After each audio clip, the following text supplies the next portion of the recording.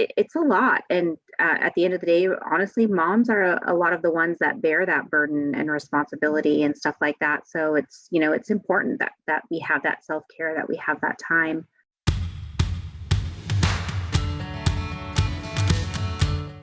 Hey, sweet mama. Welcome back to another episode of Mom in Process. As always, I'm your host and creator, Amy Cawthron. If this is your first time joining me, thank you so much for taking time out of your schedule to listen in on this podcast and maybe gain some knowledge around this topic that we're going to discuss today.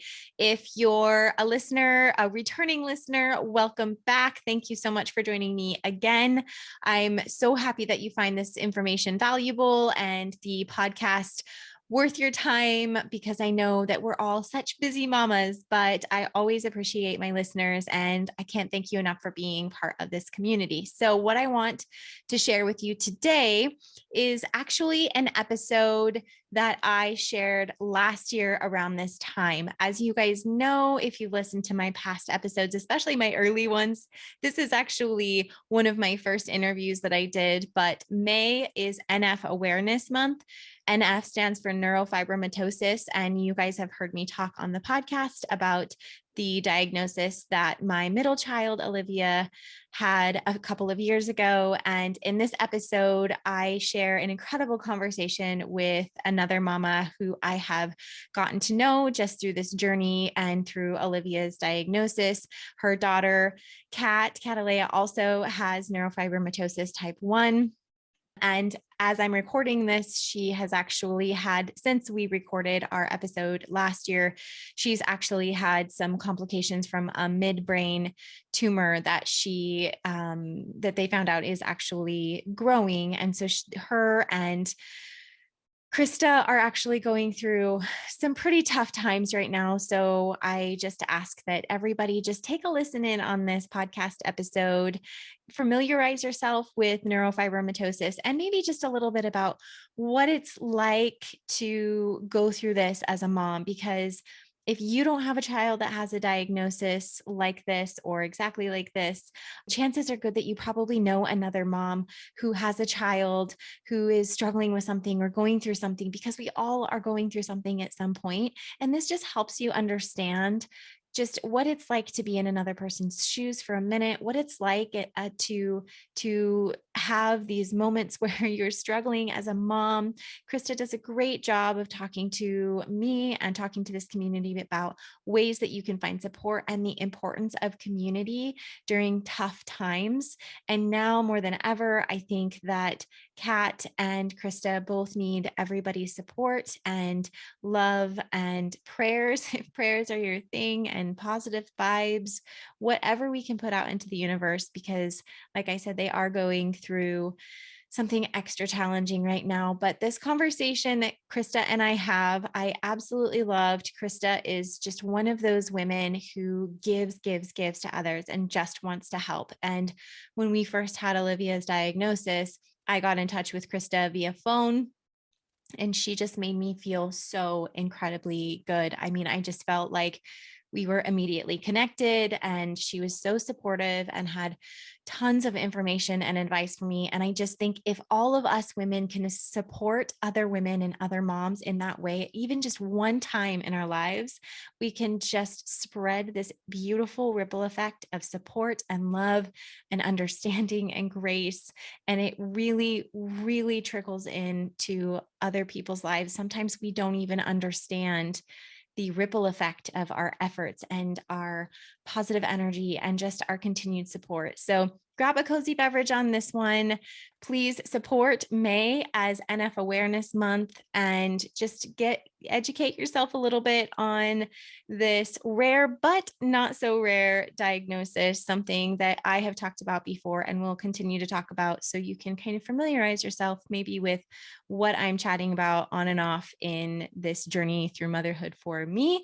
And we, like I said, we go to Seattle. We had to travel to Seattle at least once a year, if not multiple times a year. This last year, we had an unexpected event and we had to go to Seattle unexpectedly. I think you guys remember me recording a podcast in a hotel room unexpectedly, because that's life. And we have to support our children in these ways, however we can and whenever we can. And it really can be very unexpected for not just me, but for anybody. We just never know what's going to happen in our lives. So with that being said, grab a cozy beverage and join me in this conversational journey with Christa.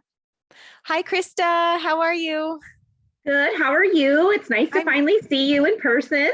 Yes, I know. I'm so excited to have you on the show, and I'm so excited for everybody to hear your story and hear Kat's story. I know we've chatted on the phone before, but you live in Seattle and I'm in Idaho, so that distance has separated us. But our phone conversation that we had from the initial beginning, what was that? Probably almost 2 years ago, a year and a half ago. I feel like really bonded us, even though we don't talk on a regular basis. I'm always like, for sure. Christa's there. She's always there.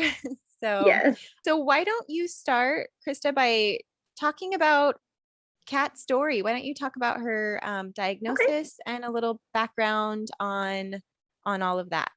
Yeah, sure. So Cataleya was born on December 24th, 2012. So she is my Christmas Eve baby. I love being able to tell that part of her story because I think that's pretty special because not many kids are born during that time frame or on that day. So right off the bat, I knew she was going to be something special. At a couple of months old, she had some issues with her heart. And so that's kind of what started us initially down this path of NF. We went to a cardiologist and he had noticed some birthmarks that she had on her body. And at the time, she only had a couple. And he had asked me about them. And I thought, well, that was kind of weird. Why is he asking me about these birthmarks? And he said, oh, well, there's this genetic condition called neurofibromatosis, and kind of made a mental note of it. But he was like, oh, I don't think that she has it. She only has a couple of these birthmarks. And so I went home that night and Googled neurofibromatosis. I probably shouldn't have done that. That's like the worst thing to do. It is the worst thing to do. I immediately was like texting my mom, is like, oh my gosh, do you think that Cataleya can have this? And she's a nurse. And so she was like, no, people with NF only have scoliosis. And I've seen that. And she doesn't have scoliosis and all this. So kind of tells you right there that she didn't know a lot about NF. And so time kind of went by, and by the time she was like 6 months old, all of a sudden at her 6-month well check, there was multiple birthmarks on her body. And so it always had resonated with me what the doctor had said. And I said something to the pediatrician and they were like, well, we don't really know a ton about NF, but it warrants enough for us to send her up to Seattle. So we got the referral up to Seattle Children's, and on her 1 year birthday, it was exactly that day that we got the official diagnosis that Kat had neurofibromatosis. And so it was obviously, as you can relate, Amy, just a lot of feelings to take in at the time, not knowing much about it.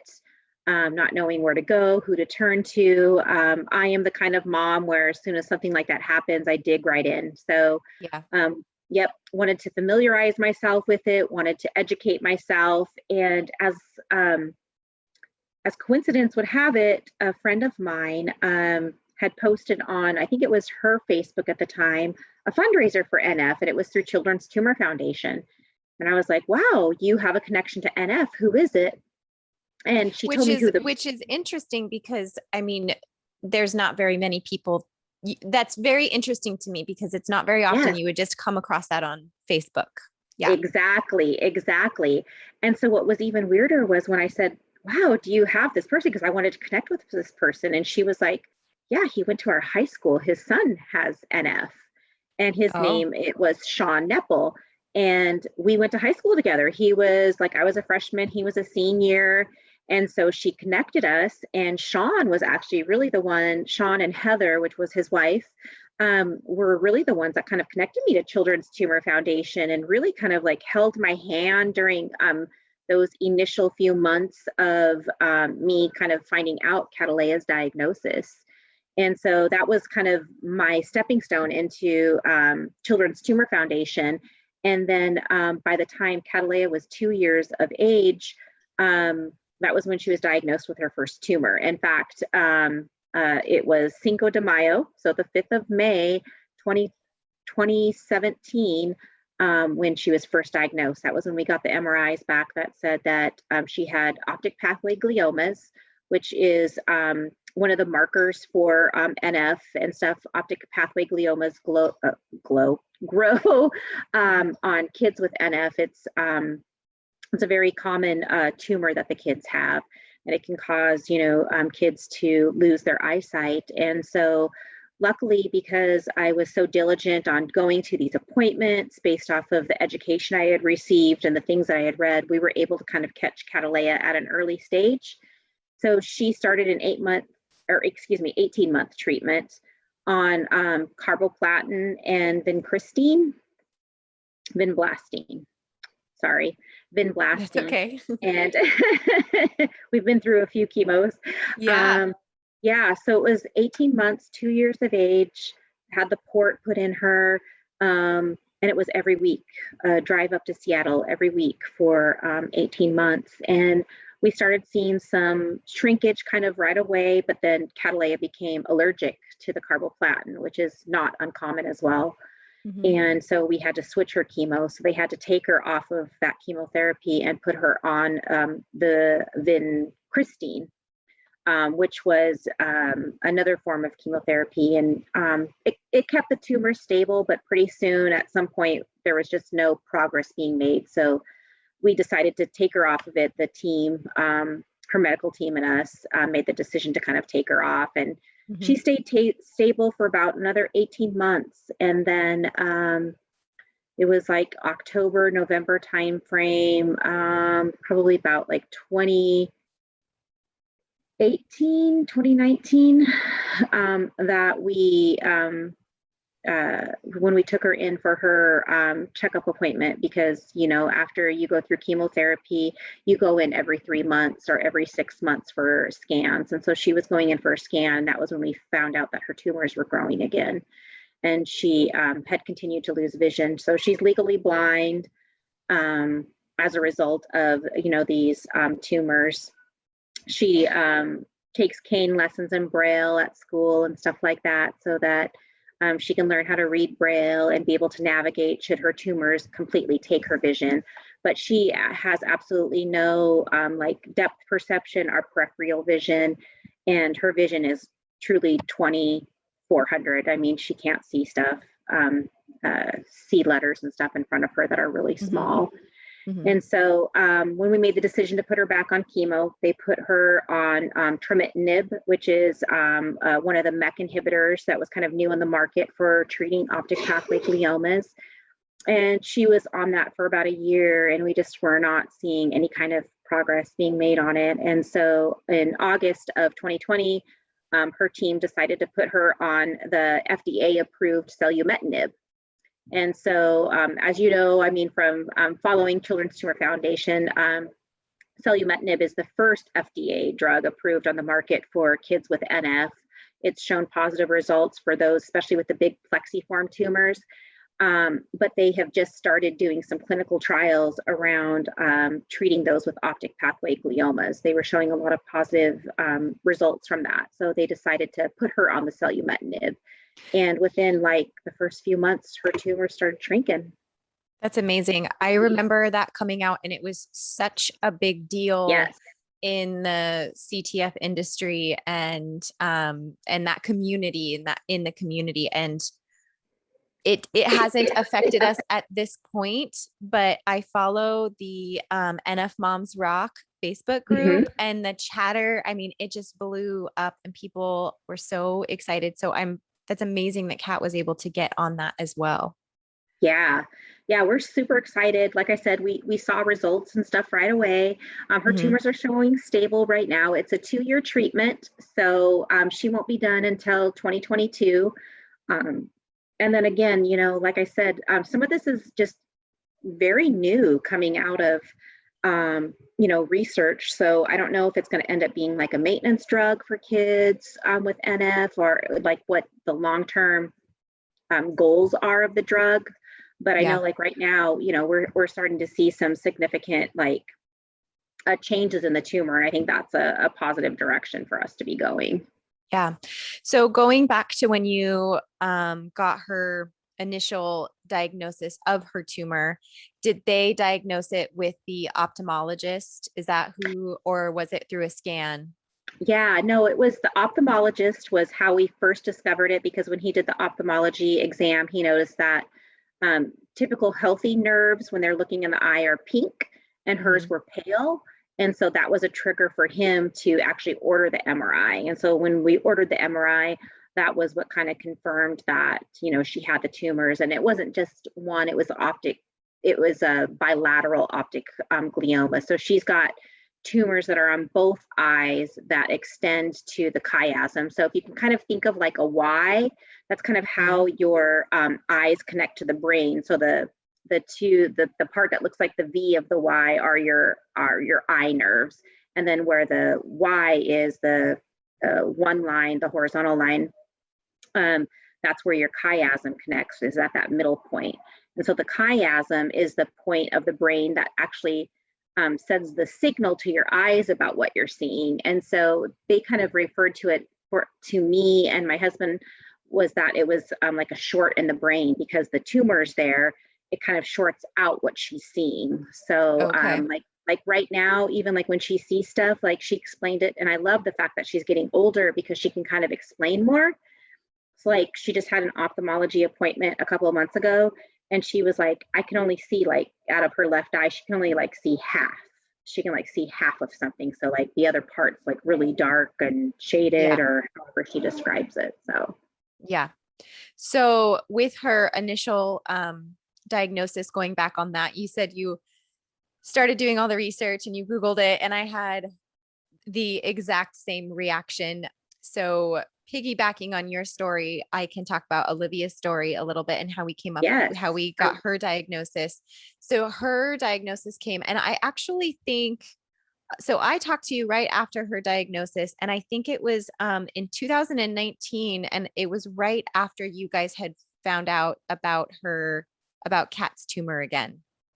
It was right around that same time, but we were noticing her cafe LA spots and her brown patches. And I noticed that they had really increased, and I was looking at them, and she'd always had them. And the doctor, her pediatrician, is amazing. And he'd always kind of looked at them and just monitored them, but he never really told us what that meant, which I'm grateful for, because that's exactly what I would have done when she was a baby. And then have gone, 5 years or 4 years. I guess she was like 3.5 when she got diagnosed, worrying about that. But when we did realize she had multiple brown patches, I said, the pediatrician has kind of monitored this a little bit. I wonder if I should Google it. And I remember exactly where I was sitting in my house. I remember exactly, what time of night it was. And I Googled it, and I realized, like, this is what we have going on. This is exactly what she has. And so we waited, we braced ourselves, and we went into the pediatrician, and based on her freckling, under her armpit, which if anybody's listening, that's one of the signs. There's multiple signs that they use to diagnose them without doing a blood test. And she had a couple of those. So she had these cafe au lait spots, which we call brown patches. We call them her beauty marks. And then she had the freckling. And so we ended up, ordering the blood test, but we already knew, based on everything, that what it was going to come back at. And all of the emotions. I threw myself into research. Christa, you were talking about doing that, and I threw myself into it. And looking back now, it's because I could control that. It's because I felt like I was actually doing something. Yes. And I knew that there was a specialist out there. I knew that there was a doctor out there. So I threw myself into that. I threw myself into, finding Facebook groups and diet and, all the types of things that we could control within our household on a very extreme level, which was what I needed at the time. And I wouldn't change it in any sort of way. But I mean, I was like over researching. It was almost too much. So, but I think as moms, we feel like we need to do something. We want to do something. I still do that, Amy. I mean, I'm Yeah. 8 years into this and I still will research always. It's just Yeah. always on your mind. So what is your role? Are you still involved with the Children's Tumor Foundation? Yeah, as a matter of fact, I am. So I had stepped down from the chair of the Seattle Walk a couple of years ago. So um, when Kat first got diagnosed, my best friend and I, Michelle, we helped kind of like initialize the NF walk that we have out here in Seattle. So we co-chaired it together. My best friend and I couldn't have done it without her. And the support of my family and friends to kind of get the walk to where it is today. And then we just kind of handed the reins over last year, actually, to another adult with NF. And so, yeah, but I still stay actively involved. I'm part of a West Coast advisory team out here where, we're trying to actually bring more volunteers into the program.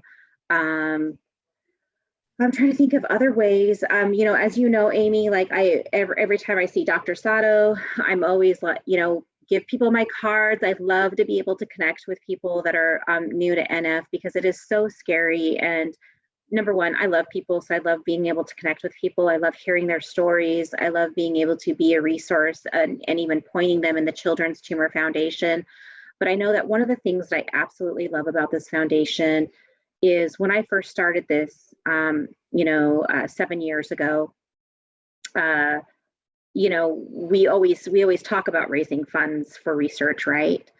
And then to be able to actually see the results of the fundraising right now, like just within that 7-year time frame, has been amazing. So all of the money and the funds that we've raised for research have had positive effects because we wouldn't be here today with this cellumetinib drug if it wasn't for being able to fund all of these researches that CTF participates in.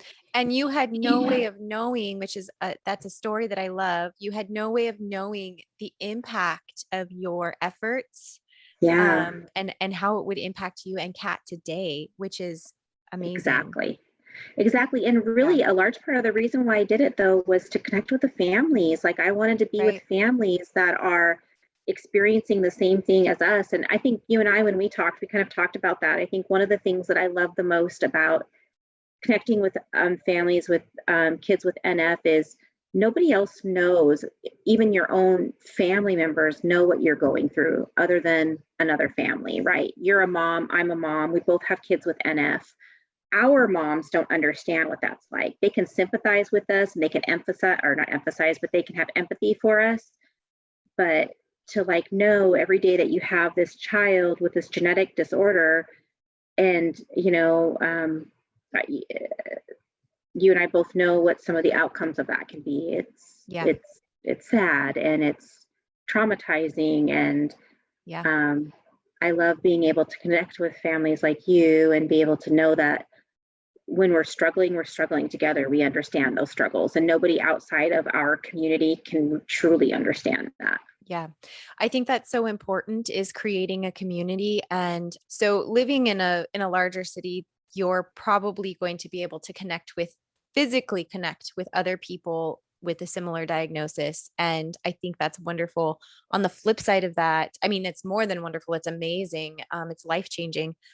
On the flip side of that, we live in a very rural area. And so the likelihood of us connecting with another family with a child that has NF is pretty rare. So what we did was we created our own community. And I think looking back now, I knew that the likelihood of us finding another family and connecting in that way it's really, really rare. So I picked up the phone when Dr. Sato gave me your information and I called you. There's another mom in Spokane that I reached out and started Facebook messaging, and they also go to Seattle. And so I was asking her hotel arrangement questions, and just I was building that community on my own. And then to help, encourage friends and family on that journey, we created, and I think you do this for Kat too, but we created a Facebook group, a private group that we allowed only certain people in. It's called Olivia's NF journey. And so instead of, calling everybody every time we had a doctor's appointment, or, updating them, even my parents, every single, appointment, I would just take a picture and I would post it, and I would give them an update on where we were, what the doctor said. And that has really helped that, idea of building our own community. I follow the Facebook group, and I think that's been so important, because here we would feel really isolated. We would feel very alone. And there's no reason to feel that way when, yeah, it's considered a rare disease, but 1 in 3,000 is not that rare. Right. And so there's a lot of opportunities out there to build your own community and try and build your support system. I mean, it takes work, we talk about that a lot in other podcast episodes about, moms just doing the work. This stuff doesn't happen on its own. Finding out this information and gaining this knowledge on a child's diagnosis doesn't happen on its own. You have to do the work, and you have to study it, and you have to put in the effort to create these communities and make these connections with people. Because at the end of the day, I don't want her to feel isolated, and I don't want to feel any sort of pity or anything, because there are so many other people out there. And when you find and form these connections, it really helps to almost normalize it. It makes them feel so much more relaxed, and it makes me feel better as a mom, knowing there's other moms out there going through the same thing. Right. And it doesn't have to be necessarily, when you talk about the NF community too, it doesn't have to just be NF, right? So I have a friend of mine whose son also has a genetic condition, and she really helped me, along the path, just even from, questions to ask the doctor, even though it had nothing to do with, just generalized health questions I wouldn't think of, or special services to receive, like reaching out to DSHS and finding out, respite care, those types of things. SSI, obviously we don't qualify for SSI, but those are the types of things that, wouldn't have even known had I not connected with another mom who had a child with a genetic disorder. And it wasn't necessarily NF, but it just kind of makes you realize that, as a community, when you have a child with special needs, that you can really kind of come together to support one another. Because the conditions don't have to be the same, right? But the environment itself is the same. You're struggling. And why reinvent the wheel? We talk about this and throwing ourselves into research. Well, why reinvent the wheel on every single aspect of it? Why not take some time to reach out? I am so grateful that you gave your information to Dr. Sato and said, here, give this to everybody and tell anybody they can call me. That is such a brave thing to do as a woman and as a mom also. But it was very inspiring for me. So I did the same with our pediatrician here in our area. Just if you come across anybody with the same diagnosis, and they were kind of working through a possible diagnosis around the same time Olivia was diagnosed. And I think that ended up being a separate diagnosis. But I said, tell them to call me. I had already done the research on the closest specialist.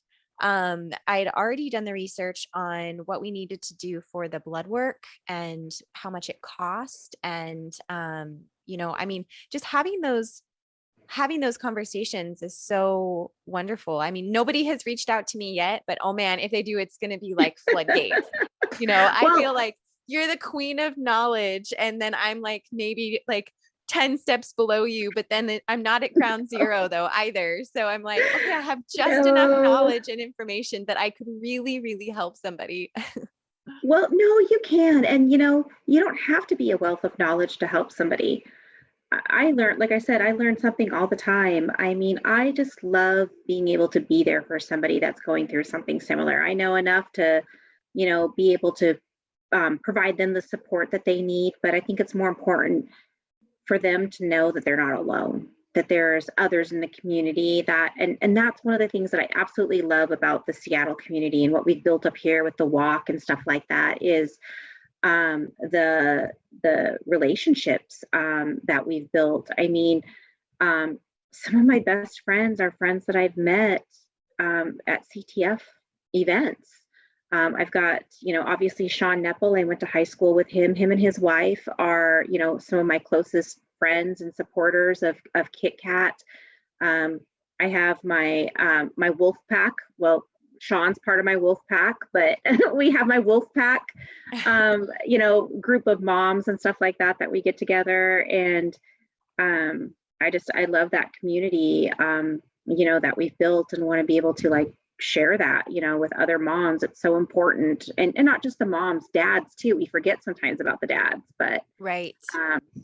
Dads play a very important role in all of this. There's a lot of stress that comes from having a child with special needs, mortgage payments, bills, income, all of that stuff. It all weighs in together. But and guys, I don't think sometimes like open up like us women do, and being able to talk about things. So, it's really important for them to know that they've got outlets in these types of cases and stuff too. So yeah, you brought up a really good point, and I want to dive into that a little bit, because I was trying to ask Brad, as I was kind of preparing for our conversation. We were just kind of reflecting on that initial diagnosis and that first probably 6 months. And he struggled to communicate with me. This was just like a couple nights ago. And I got a little bit frustrated because he couldn't communicate anything, how he was feeling or kind of like what had happened, other than, he's like, well, it was a shit show, kind of thing. Like, I mean, yes. he really struggled, but you brought up a really good point, in that he really took that time to figure out what he needed to do for us as a family. So with me being home as a stay-at-home mom, we have typically more traditional type roles, right? So he is the provider, he works, he provides in that way. I mean, he really, as much as we both kind of work on insurance, he really kind of tackles that and takes that on. And he's the caretaker in that way for the family, where I am the mother, more of the nurture. So I'm looking into, the nutrition and finding her a doctor, and making sure she's physically and emotionally okay. And as women, we are more emotional creatures anyways. So as you're saying that, like, I'm not surprised that that was how our conversation went, because he was throwing himself into sort of like the hands-on technical side of things and making sure our family was set up. I mean, we've been working very hard to, pay off certain bills, and that alone, the burden of that, making sure that he can provide for his family, is a lot. It is. And the other thing to remember, and unfortunately, I kind of learned the hard way, and this is my other advice to the moms out there with kids with special needs, is don't forget about your other children. I mean, literally today I was reading a personal narrative of my daughter, and she was kind of talking about like her journey with Kat's diagnosis of NF and what that looked like for her. And so often, for me personally, I got so immersed in Kat and her treatment that it was like that became like my only child, and everything else kind of became second place. And and you have to remember that there's other, especially if you have other children in the family, that they need mom's attention as well, that they need, and it's hard. It's a hard balance. It is a very hard balance, because you have a child with special needs that demands a lot of your attention, especially when they're going through chemo, or they have learning disabilities, as our kids are, more prone to have.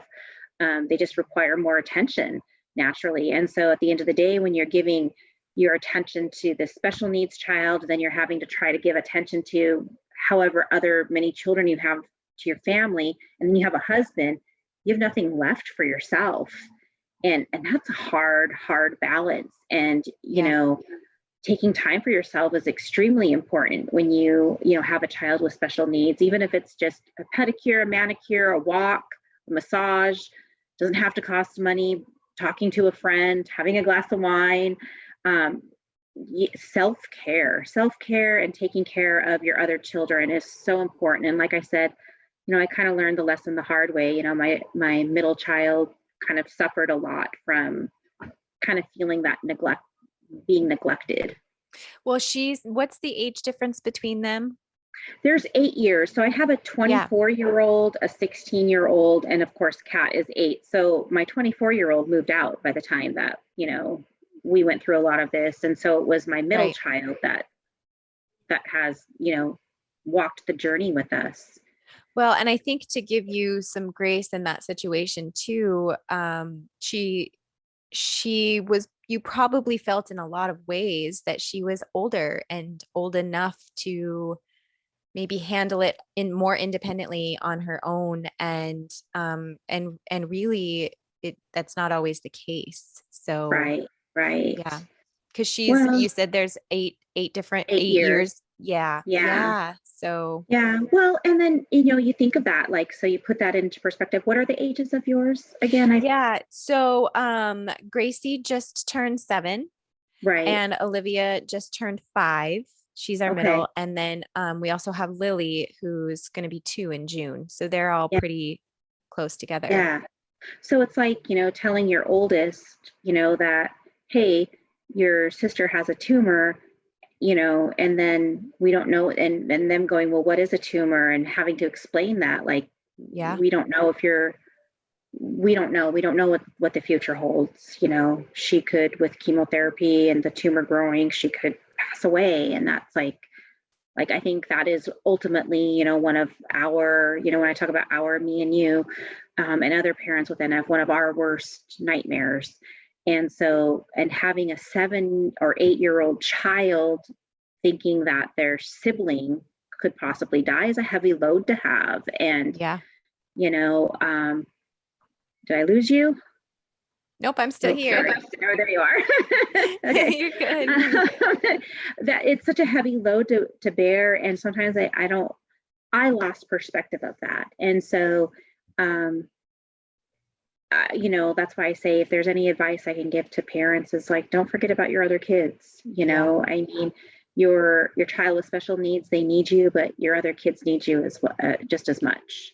Yes. So when we went to, this is really hard. I'm going to try really hard not to cry when I talk about this story, but when we went to our initial appointment with, Dr. Sato, it really, that diagnosis really sucked us in, and we were trying really, really hard to, not just focus on Olivia, telling ourselves, she's okay at the moment. We don't know anything other than her cafe au lait spots. That's all we know. We have a diagnosis and she has her beauty patches.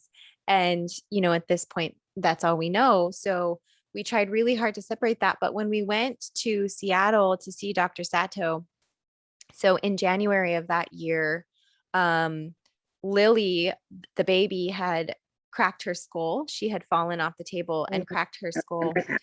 Yeah. And so, she was still healing from that. And then the 2 days before we were leaving, Gracie got a terrible GI bug. I mean, she was so sick. She couldn't keep anything in. She was very, very close to us needing to take her, into the doctor, but she started to kind of get a little bit better, but she was still really sick. I mean, it was to the point where we were supposed to get up first thing that morning. It's 6 hours for us to drive to Seattle. And we were supposed to get up first thing that morning and get an early start, but we didn't even leave the house until I think 10 or 11 o'clock that morning, because it wasn't until we were literally walking out the door that we were like, are we going or are we staying? Are we going or are we staying? And at that point, it was like, how do you choose which child to take care of? Like, Lily was still healing from a skull fracture. We ended up actually canceling her follow-up appointment in Spokane because it was just too much. And we thought, she was doing okay. We got the okay with that. We got the okay from the pediatrician, and we called up there, and, we didn't do that irresponsibly, but we did cancel it. It was too much. And then Gracie was incredibly sick. And it was like, how do we choose which child is, almost at the time we felt like more important, and how do you Right. spread your love out that way? And I cried, I dropped Gracie and Lily off and I cried. It was like the craziest emotion because I was so upset and sad to leave the other two, but so looking forward to meeting Dr. Sato and then getting our answers to our Right. questions and Right. finding out some additional information. But yeah, like spreading that love and taking that into consideration is hard. It's really hard. Yeah. Right now, even so, what we did this time when we went to go see her was we took Gracie with us. It was supposed to be a family trip, wrapped around going to the doctor and everything. But with COVID, thank you very much. We didn't really want to spend a whole week not knowing if we could really go do things and really enjoy it. So, but we did. We took Gracie and we left Lily. But I think that's great advice. And I can very easily see how that would be really challenging because we've felt that Immediately. Yeah. yeah. I do think it's really important though to touch on that self-care, what you already talked about. And you told me that in our phone conversation, and really leaning into, your spouse and your partner. And I did that. I did that a bunch of times. And going back to talking about Brad, another thing that he was really great at was being sort of that pillar of strength. Yeah.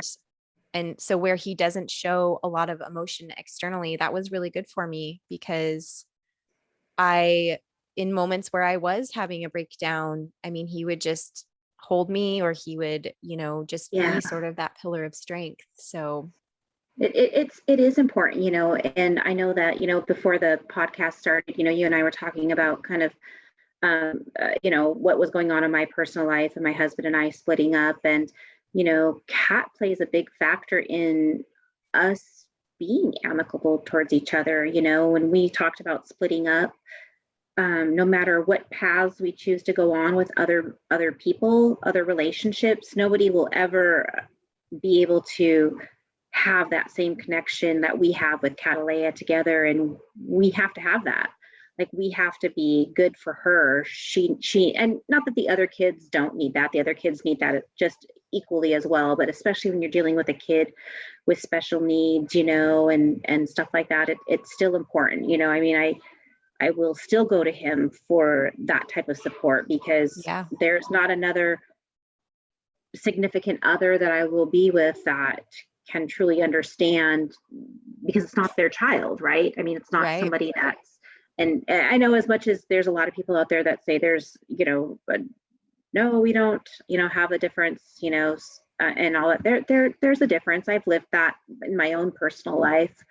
But having that spouse and stuff support you through all of this is really important, and it wears on the marriage sometimes and stuff too, because you deal with, the balancing of the kids, the balancing of the medical bills, especially once, like in our case, like with Cataleya and the chemotherapy, we're just very fortunate. I have a very good job at the state, but the medical bills are enough to, drive spouses insane. I always say, like, I Yeah. wish they had a Make-A-Wish for adults, because I would make a wish that every parent that suffers, with kids with special needs, that they could just have their own house paid for, because that's really the biggest thing at the end of the day that Yes. parents worry about is their mortgages. Right. Yeah. And Yeah. that's really scary to not know what's up and coming. That was one of our biggest conversations was, okay, like, how do we plan for this? How do we prep our finances and our situation in that way for worst case scenario? And those are really hard conversations to have. And I agree with you. I mean, if you could just have your mortgage paid for, that would release a Yes. huge burden. We need to work Make a on wish that for parents right now. Yeah. I know. Yeah, Nonprofit. Exactly. Well, one of the other things that I kind of want to point out too, when we talk about, and I'm kind of going a little bit down a different path, but one of the things about connecting with the parents. So, we talk about like how I connected with you. my cousin had put me in touch with another person, a friend of hers that had a child with the NF. And, that child just recently, it was a year younger than Cataleya, just passed away from NF. And, so that is, it was really hard for me, because it was like really kind of like that first child that I really knew, and that parent. And while my child hasn't gone through, necessarily that path right now, just knowing that, I don't understand what that parent's going through, but being a part of that community and being able to support that and, have empathy for her, I think is really important. It's just kind of like you and I were having this conversation right now. And I know that, if something were to ever happen to our kids, it's like, it's like that connection that you have, that bond that you have with that mom. They carry you through some of those things, and that's one of the things that I've loved the most about this NF journey is these moms that have reached out to me. And when I'm at Seattle and, hey, prayers, we're wishing you well, we're praying for Cataleya, it's important. These connections that we make, Amy, they're so important. And that particular event that just happened it was life altering for me. Yeah, I saw that. I saw you post that on your Facebook, and it was maybe a week or two before that on the NF Moms Rock page. A mom had posted about her child passing, and she gave a beautiful post. And I mean, I was bawling, and I don't know that mom, but I'm connected to her, and your post the same on Facebook. Like, I don't know that mom personally, but we are connected. And I think staying connected within those situations kind of lights a fire under you too, to like, I want to do more. I want to do something, and I want to be involved. And for me, I hugged Olivia a little bit tighter that day. And I hugged all of my children a little bit tighter that day, because I had a conversation with Brad, and I said, this happened to this beautiful child, but anything could happen to any of our children that don't have this diagnosis or any kind of disease. Anything could happen. We could get in a car accident tomorrow. It just, it really puts life into perspective. And that's one of the biggest things that we've kind of learned on our journey is, we don't take that time for granted. And not to say that I haven't had, so we did just go see the neuropsychologist, and we did the exam, and she's not officially diagnosed with ADHD, but she definitely has those tendencies. And we kind of already knew that. But it really helps me to slow down and to understand her. But I was telling the doctor a story of me completely losing my temper with her. I mean, and I'm still not proud of it. And it makes me really emotional thinking about how I reacted, because I was frustrated with her. But it happens, and she told me that. She said, when you have a child with these learning challenges, and we're homeschooling, so that's really tough.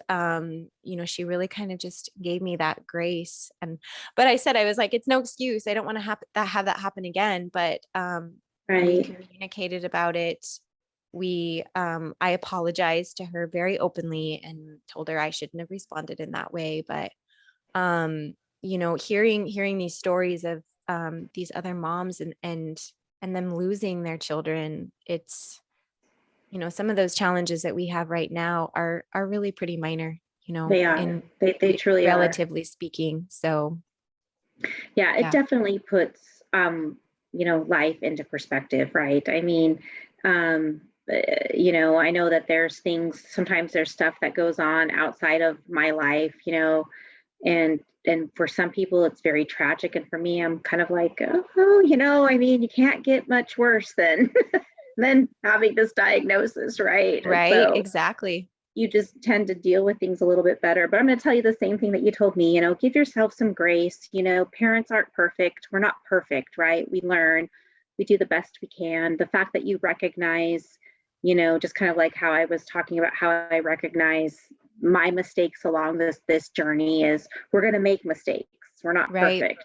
And as long as we recognize and we try to, rectify those and take ownership of them, I think that that's the most important thing that we can do for our children. And I mean, it's it's very frustrating, at times and stuff. So yes. Yeah. How do you handle, I guess how do you handle your self-care time and when you're at you're low on this emotional roller coaster journey? How have you handled that personally and kind of got you, I know that's a heavy question, right? Kind of got yourself back out of it, because I think a lot of the times we forget that, yeah, we do have this community and we do have this support, but at the end of the day, we're still kind of in the trenches, and we got to kind of pull ourselves back up out of it. We are. And, there's a lot of different ways that I've done some self-care. So some of them are along the medicinal route. I consulted with my daughter both times that Kat's, well, not both times, but all the times that Kat has been on her chemotherapy. I've honestly it's depressing for me. So I've had to go on antidepressants and stuff like that just to kind of like help me cope day to day, or else I'd be a mess. Yeah. And I keep myself busy. So people say, what's your safe place? My safe place is work, because I am so busy at work all the time that I don't have time to like actually think about all of the other things that are going on in my life. And when I do have a moment to breathe, that's when the tears come and stuff like that. So I really try to keep myself occupied, but we all need to breathe every once in a while. So when I talk about like some of the self-care outside of a medicinal route, I treat myself to a massage at least once a month, just to kind of be still. And I'll actually walk into my masseuse and just be like, I don't want to talk. I just want quiet time. I need peace. And so I'll do that. And just recently, I have a friend who I go walking with and hiking with, and that's been very therapeutic and stuff for me too, just kind of getting out there and doing that. And a couple of years ago when we were going through some of this, I went and saw a counselor and stuff as well. It's Cat's chemo alarm. Oh, sorry. That's okay. No, I get it. We're still, at the end of the day, we're still moms, right? I know. I have a timer for when the chemo is supposed to be. Yeah. But not very many people will say that. I know. But and the self-care is just talking, right? Kind of like what I was saying before. I'm very fortunate that I have got a great support around my family and friends that kind of like when I hit those lows, it's important to reach out and let people know, what you're struggling with and talk about that stuff. And some of it to some people kind of feels uncomfortable, but there are conversations that need to be had. Being afraid that you might lose your child is not something to just stuff down. It's something that you need to talk about, because those are the realities that you and I face. Right. It's not something that will more than likely happen, probably slim to none, but it's always in the back of our heads. So yeah, I think one of the things that a friend told me, I've actually had, I think, more than one person tell me this when we got Olivia's diagnosis and we were starting to kind of talk to people about it. And I would say the same for Kat and you, that Olivia is very blessed and very lucky to have parents like Brad and I. And I mean, when people say that to me, I like all the waterworks, and at the end of the day, yeah, we will make mistakes, but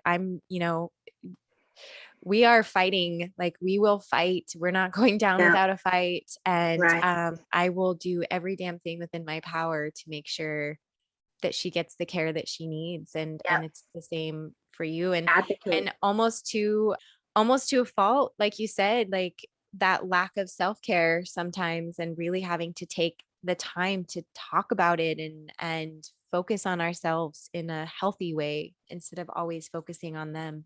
So Well, they always say that, I mean, men are strong, like physically, right? But when mhm. you think of strong, I think of moms. Yeah. It's not to diminish what dads do. There's a lot of dads out there that are just equally emotionally strong. It's kind of the way that they're brought up. They're brought up to kind of not feel, not cry, not do those types of things. But when you look at the weight of the world, sometimes I think that falls on moms. We're truly strong with all of the struggles that we have of, you know, um, holding down a household, all of the daily chores and tasks that go into raising kids, homeschooling, regular schooling. It's a lot. And at the end of the day, honestly, moms are a lot of the ones that bear that burden and responsibility and stuff like that. So it's important that we have that self-care, that we have that time, for ourselves, because that saying that nobody's happy if mom's not happy is totally true. Oh yes. Oh my goodness. And that's a lot of pressure to put on moms too. It really is. But it's so true. Yes. I can feel that in my household when I'm having a bad day, like the entire household is having a bad day, Right. unfortunately. So it makes it really hard to allow yourself to have a bad day because it really affects everybody.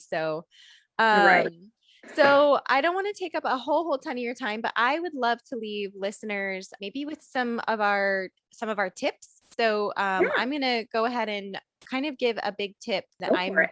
really passionate about. And if you have a tip you want to give, you can do the same. So I really think it's incredibly important to find a doctor and the provider that you absolutely love and trust. I think that is so key and so important. And I think that if people are listening to this and they're new to NF, and they have a child that has a new diagnosis or something, like there are specialists out there, and even if it's not a neurofibromatosis diagnosis, chances are good there's a specialist out there. And I think that was something once we met Dr. Sato, I think I've told you my story, and once we met her and I took my 3-ring binder and all of my notes, and she came in and she was just her wonderful, amazing self, I lost it. I took all of that.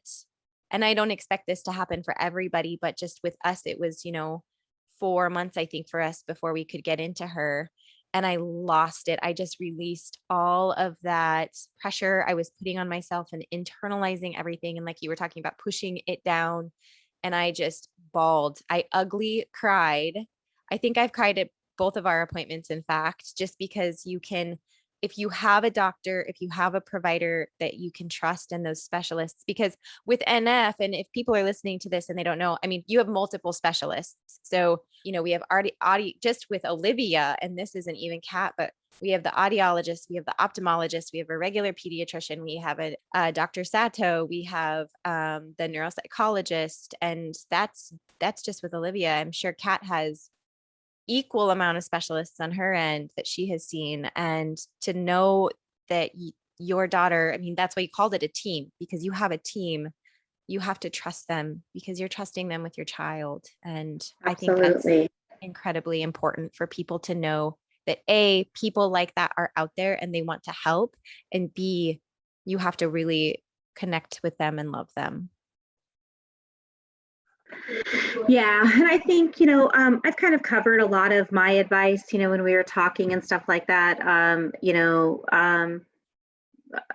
My biggest advice is, especially for moms, is the self-care piece, because I think that's the part where I really fail. And, um, just being there for other moms and stuff like that, that's so important. That relationship building, that bonding, that, being able to advocate for your child. I mean, like I said, there's just so many things that we can give advice on. I totally agree with you on the doctor. I love Dr. Sato. She is absolutely amazing. Being able to find the right doctor, self-care, taking care of your other kids, Obviously trying to put yourself first is really, really hard as a mom, and connecting with other moms. You can't go through this alone. You really need that support. And, I cherish each relationship that I, connect with on an NF family. I mean, they become part of my family. And, like I have to say, and I think Olivia will get this as she gets older and stuff like that. Kat was just saying the other day, like, I want to go to camp. I want to go with other kids that have NF, because my friends at school don't understand it. They don't understand what it means. And that's so important. It's so important, as our children, because we've got young ones, as they grow up in the NF world, they don't know everything like you and I know, that we've educated ourselves with.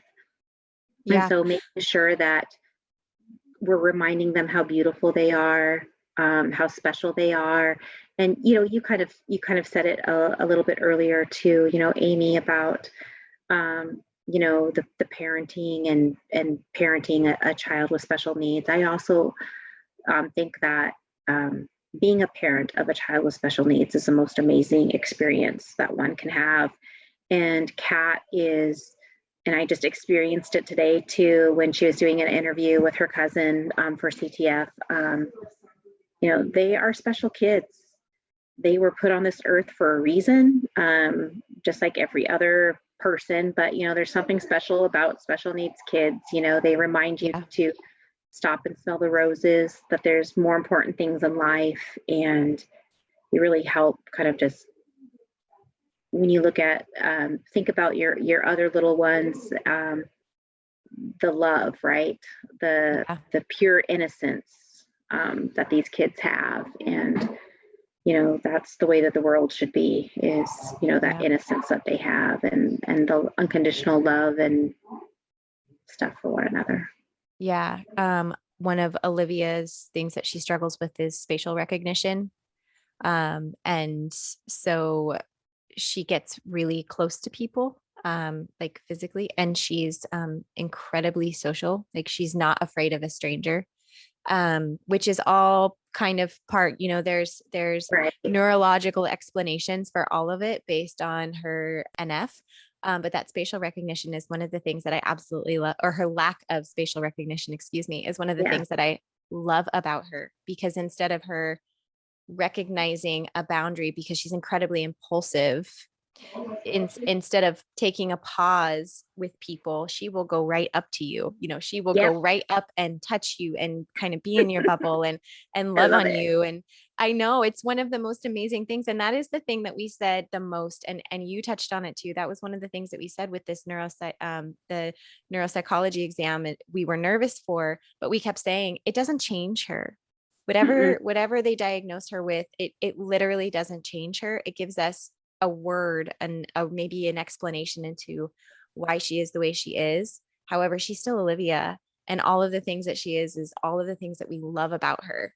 Absolutely love about her. She is brave. She is my free spirit. And Absolutely. and I love that. I love that about her so much. And we learn a lot from her in that way. And so, I know. Oh, go ahead. Sorry. Well, I was just going to say, so post-COVID, you're going to go to a CTF event so that we can get the kids together and we can have wine? Yes, I would love that. Are you guys going to camp? I talked to Dr. Sato about it, but Olivia is not old enough. I saw you have to be 7. So Kat would love to. However, she is so emotionally dependent on me. I don't know how possible it's going to be. So we'll see. It's a possibility. She was telling me that families can actually go. You could actually go as a whole family, and they're paying for lodging. Is that something that you guys could maybe do? I think that was something, I think she did mention something like that. So so we'll have to see. But we were thinking about it and stuff like that. So I mean, Kat's been talking about it ever since Dr. Sato brought it up. So yeah, I know. I was really excited to do it. I'm glad I didn't mention anything to Olivia, because we talked about it on the way home, and then I got online and I looked it up, and I was like, oh shoot, she has to be 7.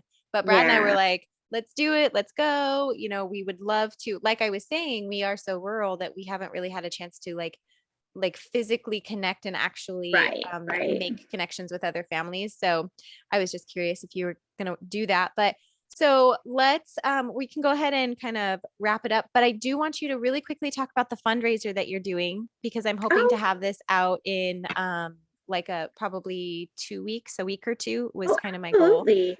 So yeah, I would love to hear about your fundraiser and how that's going. Yeah, so our fundraiser is, I put a board together. It's a trifold and it has denominations from $1 to $121. And so basically what that is allowing anybody to donate at any amount that they want to.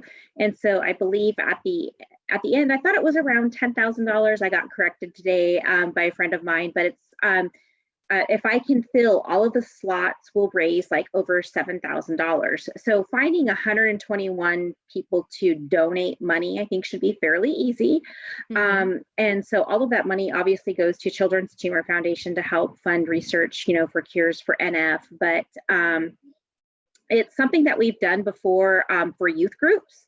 And it's an easy way to raise money, nice and quick and fast. And again, it allows people the opportunity to just pick any denomination that they want. And then what we're doing is for anybody that's donating over $100, Kat is going to be writing a thank you note in Braille, just to kind of also bring awareness to, the Braille side of the house, because that's part of her world.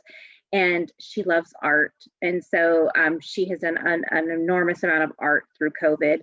And so we're going to send the thank yous to that. But we also call people out on Facebook and stuff like that to say our thank yous. And so far, I mean, this morning when we, we're only day 3 of NF awareness. This morning it was like at $77 was all we had raised. I think by the time we started our podcast, we were at 550. Oh, that's amazing. Because I think when I had looked before, it was still under 200. So yeah, that's great. Yeah, no, we've really had some donors and stuff kind of step up to the plate, and it's amazing because I love that, like, where you can just pick any amount that you want. You can pick multiple amounts. You can pick one amount. It really opens up that opportunity. And so it was something new that I decided to try this year to see if it would work. And there's other creative fundraising opportunities that will be coming down the pike. But you should come out to the walk, Amy. We're going to have the walk in August. You should.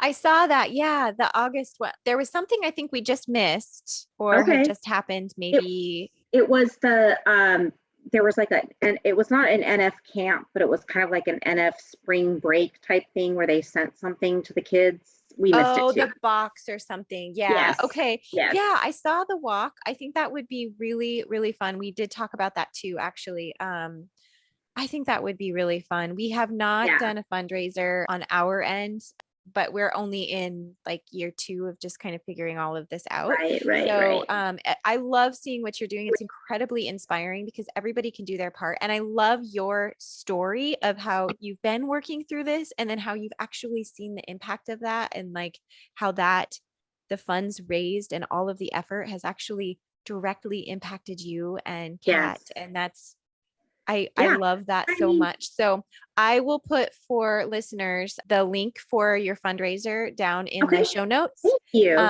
Yeah, absolutely. And I'm also going to put a direct link for the Children's Tumor Foundation down under there also, because I think it's incredibly important for people to go to a reliable resource to figure out more information instead of Googling it like we talked about. The Children's Tumor Foundation has an amazing website, and that's the best place that everybody can go to find out a little bit more about NF. There's different types of NF, which we didn't talk about, but I do want people to kind of go to that reliable resource and not do the Google thing like we did. Yeah. Well, thank you so much, Christa. Thank you so much for inviting me, Amy. This was awesome. We need to just chat more often. I know. I would love to do another one of these, and maybe we can talk Dr. Sato into joining us next time too. I would love to hear, her perspective as a provider, as a doctor. So absolutely. We will be there next month for Kat's MRI. So I will definitely put a plug in for that. I think this is amazing what you're doing. So make sure that you hashtag it. If you look for CTF, I think they're saying I think the hashtag is make NF visible. Okay. And so this is a great example of how you're making NF visible. So yeah, I will definitely do that. And then, I just loved today. I held it together pretty good. I had my tissues. I figured I was going to really I think we both cried once. It's a lot though. It's a lot. It is. So, It is. You're doing, yeah. this is amazing that you're doing that, using, your time and your talent to do this. That's what it's about. So I appreciate you and appreciate you thinking of me and doing this, and just, anything I can do to help support you. Like I said before, Amy, I'm here for you. But thank you so much for this opportunity. I just feel so grateful and blessed. I think absolutely. I think, thanks is not enough for everything you've done within the community and everything you've done for other moms. And thanks is definitely not enough for what you've given me in providing a person for me to, ask and reach out to. And, having on the show is really, it's very special for me. So I thank you for that. That's awesome. Thank you so much for listening today, sweet mama. I really appreciate you taking time out of your busy day. If you found value in this podcast episode, I just ask that you share this. Also, I would really appreciate the share, because this is a way that I can help bring awareness to neurofibromatosis type 1, type 2, or schwannomatosis. This is just my effort in shining a light on NF awareness and doing my part in trying to educate other people, just so that they are aware that there are a lot of children, there are a lot of families, there are a lot of people in this world that are struggling with this diagnosis and really fighting NF, really fighting neurofibromatosis. And I have one of those fighters, and she's incredible. And the unpredictability of this disease is very unnerving, and it can be very draining and very stressful. And I just ask that you support my Olivia, you support Kat, you support our family, and you support Christa and her family by sharing this episode and helping us shine a light on neurofibromatosis. So thank you so much for listening today, sweet mama. I look forward to talking to you all again very soon.